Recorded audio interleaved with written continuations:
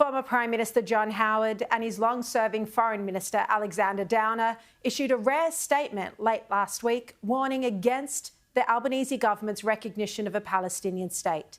Now, I sat down with Mr Howard for an exclusive interview to discuss this. I also asked him about immigration, how long he thinks Labor will be in power, whether Victoria is a lost cause for the Liberal Party, spoke about crime, and his view on the debate around net zero. Here's our interview. Mr Howard, thank you so much for being here today. Really appreciate it. Great pleasure.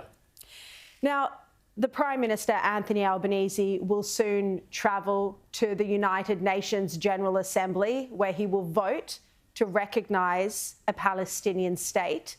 What do you think of this move? Well, I think it's wrong both diplomatically and politically.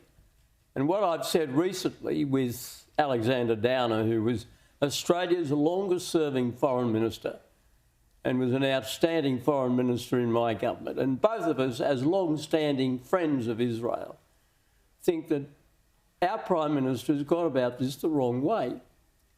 The way you recognise a state is through patient diplomacy, particularly when you're dealing with a country that has had such a difficult history as the Palestinian territories.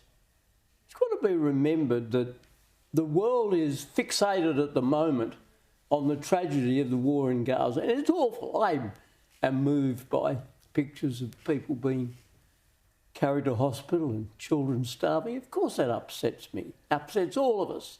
But you've got to remember that the cause of that goes back to the 7th of October 2023, when Gaza illegally, viciously and aggressively invaded Israel and claimed 1,200 lives and took hostages and committed countless atrocities, and we're still living in the aftermath of that. But going back much, much longer to 1948, when Israel was created with the sanction of the United Nations. You remember that? The United Nations, and the first president of the United Nations was Dr. H.V. Evatt, who later became a Labor leader. Now, he's not a person who I greatly admired, but on this issue he was right. And he would never have done what our current Prime Minister done. And Bob Hawke, who of course I knew well, and we crossed swords on many occasions, but on Israel and on the Middle East, we're on the same page. And he wouldn't have agreed with what Albanese's doing either. And it's just, you don't recognise a country as an act of political expediency. You recognise a country if it's met certain criteria. One of them is defined borders, clear authority of the government. Now, those two don't exist. And what the Prime Minister is doing, and what I regret to say, the Prime Ministers of Canada and the United Kingdom and others have done, is to, I think, slow the process rather than accelerate it. They keep saying, oh, if we all shout in unison and recognise Palestine, it will happen. It doesn't work that way. Because, as you said in your statement, recognition of a Palestinian state does require the final status issues to be resolved, and also has to meet the criteria, as you just said. So do you think this is the move that these leaders of Australia, Canada, the UK and others are doing to try and recognise a Palestinian state prematurely? Do you think this is in breach of international law? Well, I think it just ignores international law, and if you ignore it, it's in breach. The answer has to be yes. And the truth is that you can't, as an act of political expediency, recognise a country. And when you look back on the history, I mean, I, as Prime Minister, was involved in a very, very serious attempt, along with a lot of other countries and Prime Ministers, to bring about a settlement between Israel and the Palestinians. We got very close, but in the end, the people who pulled the plug on the process were the Palestinians, wasn't the Israelis. I mean, I remember going to Ramallah as Prime Minister, and when Yasser Arafat was there, and I inspected his guard of honour. I remember the occasion vividly. And in the end, he balked. And I was told by Bill Clinton's now deceased National Security Advisor at the time, Sandy Berger, that right at the end at Camp David, he stood over Arafat and the Israeli Prime Minister and said, "You've got to sign this. This is everything you asked for." And in the end, Arafat said no.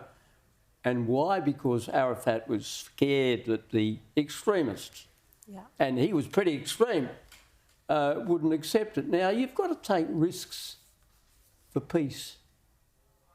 Otherwise you are condemned to the certain destruction of war. In the statement that you and Alexander Downer issued, you described this move as reckless and dangerous, this move by the Albanese government. Well, it's reckless because it gives the false hope that you can have a lasting settlement. You won't get a lasting settlement unless there is an accord between the contesting parties, and there's no way that the Israelis are going to agree to this. There's no way in the end that a ramshackle recognition arrangement is going to be respected by countries such as Egypt and Jordan and Saudi Arabia.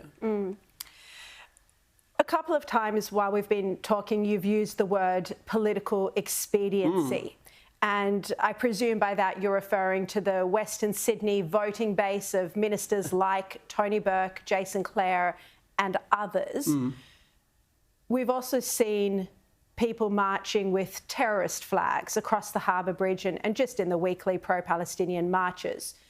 On reflection, do you think this is a failure of our immigration program, that not everyone now shares our Australian values? Well, that is in a sense a separate issue, but I do have views.